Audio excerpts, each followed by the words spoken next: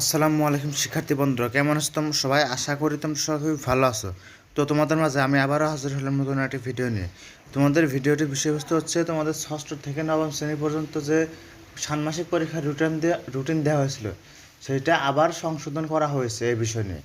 তবে তোমরা যারা আমার চ্যানেল নতুন রয়েছে আমার চ্যানেলটিকে সাবস্ক্রাইব করে দেবে এবং অলরেডি যারা সাবস্ক্রাইব করছো তাদেরকে অনেক ধন্যবাদ। এবং তোমাদের শিক্ষামূলক যে কোনো প্রয়োজনে আমার এই স্ক্রিনে দেওয়া হোয়াটসঅ্যাপ নাম্বারে তোমরা যোগাযোগ করতে পারো।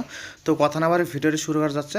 তোমাদের ষষ্ঠ থেকে নবম শ্রেণী পর্যন্ত ষান্মাসিক সামষ্টিক মূল্যায়নের সূচিতে আবার নতুন করে সংশোধন করেছেন। এটা নিয়ে দৈনিক শিক্ষা ডট কম থেকে একটি প্রতিবেদন প্রকাশ করা হয়েছে যে চলতি শিক্ষাবর্ষে মাধ্যমিক পর্যায়ে সারা দেশে সব শিক্ষা প্রতিষ্ঠানে ষষ্ঠ থেকে নবম শ্রেণীর বিষয়ভিত্তিক ষান্মাসিক সামষ্টিক মূল্যায়ন সূচিতে ফের সংশোধন করা হয়েছে।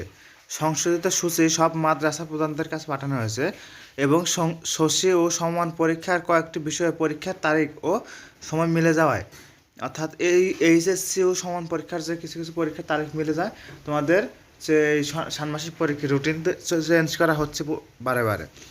গত রোববার 26শে মে জাতীয় পুস্তক অর্থাৎ এনসিটিভি থেকে তোমাদের মাদ্রাসা অধিদপ্তর সব শিক্ষা প্রতিষ্ঠান প্রদানকে এই প্রয়োজনীয় ব্যবস্থা গ্রহণের নির্দেশ দেওয়া হয়েছে।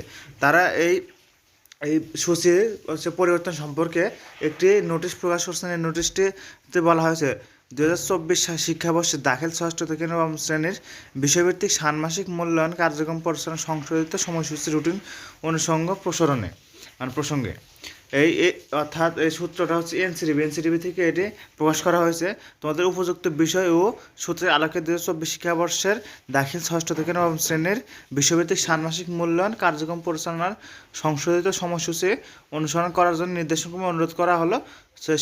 শিক্ষা মন্ত্রণালয় থেকে এই সূচিটি প্রকাশ করা হয়েছে, মানে এই নোটিশটি দেওয়া হয়েছে।